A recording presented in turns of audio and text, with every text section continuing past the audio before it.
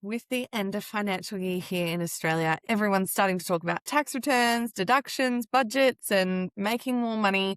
Social media fills us up with advice about saving tax, building wealth, and getting ahead financially. While there's nothing wrong with those conversations, I want to ask a different question today. What if financial peace had less to do with how much you earn and more to do with how you steward what you've already been given?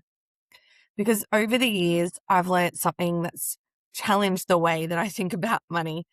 I've met people earning very little who have incredible peace.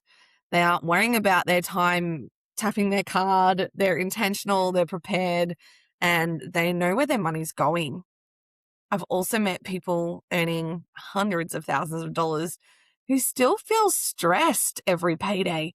They're constantly chasing the next pay rise and the next promotion and even the next financial milestone, hoping that that will finally bring them that peace that they're looking for. And the difference wasn't always in the income.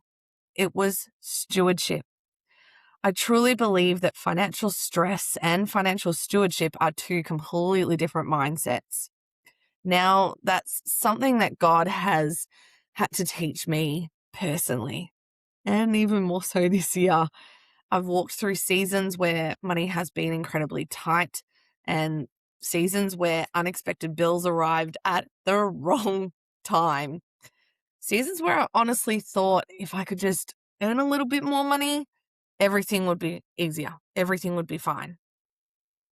Maybe you felt that too. But over time, God really started changing my perspective. I realized that financial peace didn't begin when my income changed. It began when my thinking changed. Because financial stress isn't always an income problem. Often it's a stewardship problem. And before you hear any condemnation, because that is not my heart in it at all, stewardship isn't about having it all together. It's about faithfully caring for what God has entrusted to you, whether that's a little or a lot. So today I want to share 3 simple biblically backed shifts that have completely changed the way that I think about money. My prayer is that by the end of this episode, you'll walk away with greater peace and purpose and just some practical steps to help you this week and beyond in stewarding your finances with a little bit more intentionality. So, first point, stewardship begins with what you already have. In Luke 16:10, it says, "Whoever can be trusted with very little can also be trusted with much, and whoever is dishonest with very little will also be dishonest with much." I love this verse because Jesus isn't talking about how much we have. He's talking about how faithful we are with what we have. I think one of the biggest lies of our culture, it tells us that more money automatically equals less stress. Now, it does play a part. I do understand. I know I have felt less stressed when I've had a bit more in the bank, but it doesn't always work that way. I hear things all the time. If I just earned another 500 a week, if I got that promotion, if my business grew, all that kind of stuff, then life would feel easier. And while having more income can certainly help, I've realized something over the years. I've met people with very little who have had incredible peace. And I've also met people on the other end, as I mentioned before, and the difference wasn't always in the income, it was the stewardship. God never asks us to start with someone else's income. He asks us to start with what He's already placed in our hands. I think sometimes we're so busy asking God for increase that we forget He's asking us about faithfulness. Do I know where my money is going?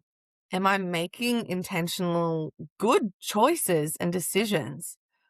Am I simply just reacting every month, hoping everything works itself out?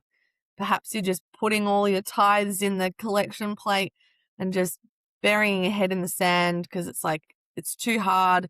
So I'm just going to give and trust that He will provide. It's it doesn't quite work that way. And stewardship, it's not about getting it all right and getting it all perfect, but it is about partnering with the Lord with our finances and being intentional about it. It's choosing to faithfully care for what God has already entrusted to us today.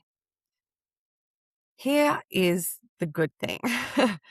God measures faithfulness before he measures increase. He isn't looking for perfect, and he's certainly not looking for your perfect spreadsheets, though I do love a good spreadsheet.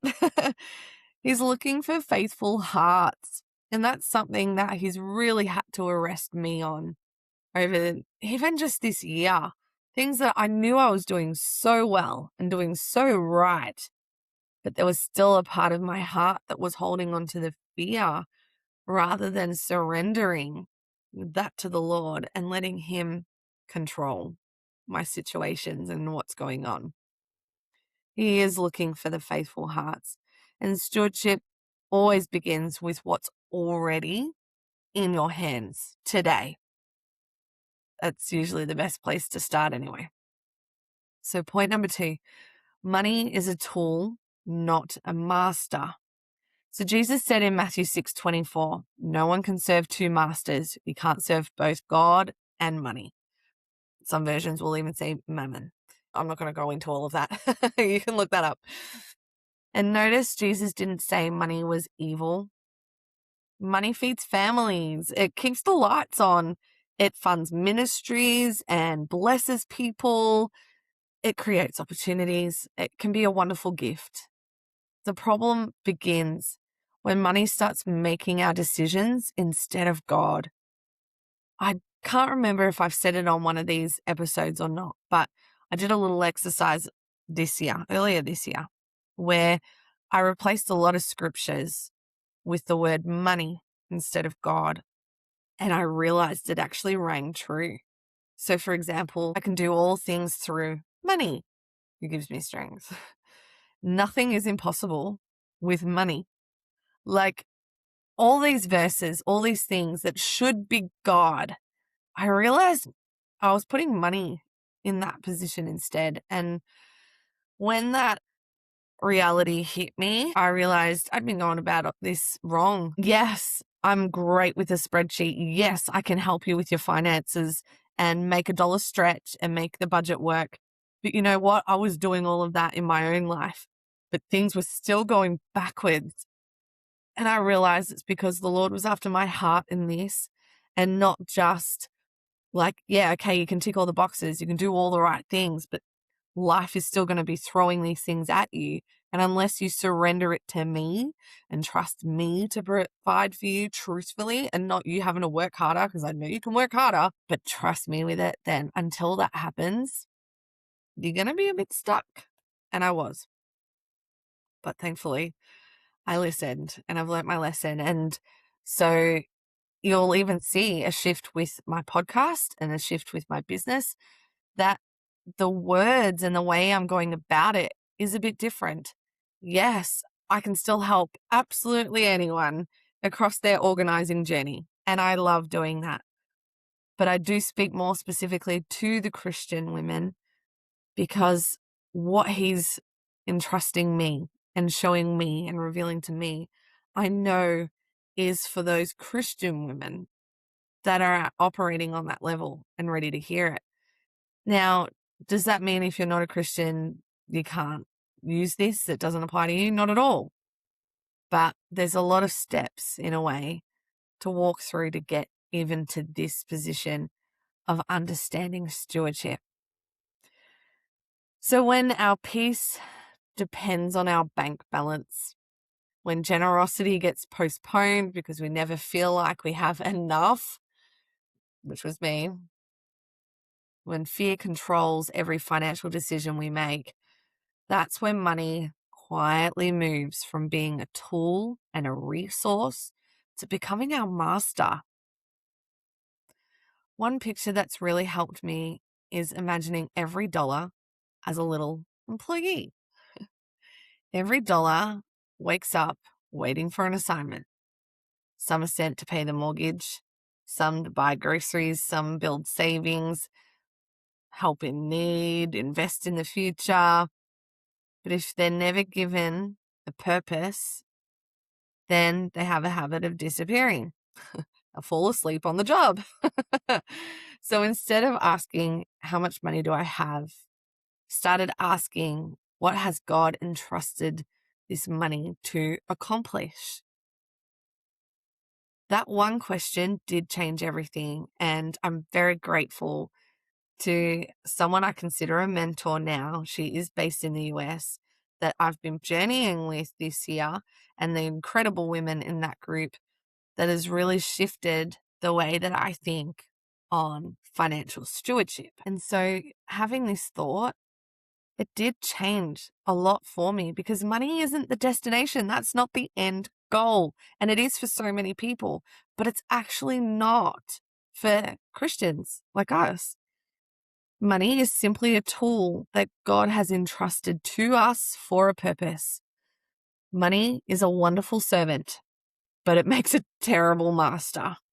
And the third point I want to talk about is stewardship creates margin, peace, and freedom. So a proverb that I've really come to love lately is Proverbs 21:20. The wise store up choice food and olive oil, but fools gulp theirs down. Now, there's way too much to unpack in this right now, but I'll touch on the key points and also why I like it. So when I read that, we might miss what it's really saying, because food and oil represented wealth and security, provision, preparation. The wise person wasn't living in fear. The wise person was prepared. And I think that is such an important distinction, because sometimes as Christians, we think preparation somehow means we don't trust God, or we don't prepare and bury our head in the sand. And that means we have greater trust in God. So, the opposite, it can go both ways. But scripture does teach something different. Look at Joseph. God gave him wisdom to prepare during the 7 years of abundance, so Egypt would survive the 7 years of famine. Joseph trusted God completely, but he also planned. He stored and he prepared, and preparation wasn't a lack of faith. It was an act of obedience and an act of faith. And that's why I love saying this. Preparation is often an act of faith. Financial margin and buffers, it isn't about becoming wealthy. It's about creating that breathing room. And breathing room responds instead of reacts. Breathing room can be generous when someone has a need, or when the washing machine breaks down, which has happened a few times to me. Breathing room can also help when life throws something unexpected your way. And how many people have had unexpected things thrown their way? I think we all have. Maybe margin for you starts with putting $20 into savings. Maybe it's canceling your subscriptions that you're not even using. Could be the TV, could be the gym. I'm not going to judge. Maybe it's finally writing down where your money goes each month. Maybe it's paying off some extra debt. Small decisions repeated consistently create faithful stewardship. And over time, the stewardship produces something so much deeper than wealth. It produces peace and freedom. Not because you suddenly have more money, which can happen as a result of being obedient and doing these things, but because your money is finally serving your values instead of controlling your emotions. Stewardship isn't really about the money. It's about your faithfulness, because God does provide. I've seen it. I've seen it time and time again, even when I was so desperate. God does provide. And stewardship, it's our response to his provision. As we finish up today, because I wanted to keep this short and sweet, straight to the point, because there's so much to cover in this, and I just wanted to highlight it being the end of financial year. I don't want you to feel overwhelmed. You don't need to go and completely overhaul your finances tonight. Instead, I'd love you to simply sit with this one question. What is one financial step God is prompting me to take this week? Maybe you start creating a budget around it, or an emergency fund, paying down your debt. That's always a good one. Even just choosing to be generous with the little you've got. Maybe it's simply inviting God back into an area of your life where you took back control instead of surrendering it to Him. And that was me. That was the thing that He needed to work on with me. Not debt, not savings, not anything else, but other than letting Him take the lead again. Remember, stewardship isn't built through one big decision and one big moment of doing something like this. It's through consistent small acts of faithfulness again and again and again. And those small decisions shape our character just as much as they shape our bank account. Because financial freedom isn't simply about having more money, though it is nice and it can help. It's about having greater alignment between your values, your decisions, and your resources.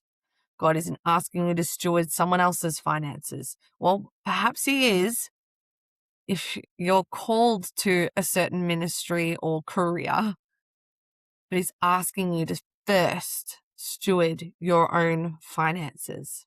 So if today's episode encouraged you and you'd love to go deeper, this was actually just a small snapshot of one of the recent monthly group coaching calls that I had inside the She's Organized Hub. And inside the hub, we spent over an hour unpacking these biblical principles along with practical ways to spend, save, give, and grow with intention. We explored how to build financial margins, steward every season well, and create lasting financial peace God's way. Along with this coaching call, you'll also find an entire library of previous coaching calls covering time, home, work, self-care, and so much more. It's practical resources that you can implement straight away. We also have monthly Bible studies, live coaching calls, and even live coffee catch-ups, which is a lot of fun. It's a beautiful community of women who are learning to steward every area of their life with purpose. And if that sounds like something that you'd love to be a part of, I'd love to welcome you inside the She's Organized Hub. You can find the link in the show notes, and I really hope I get to connect with you there.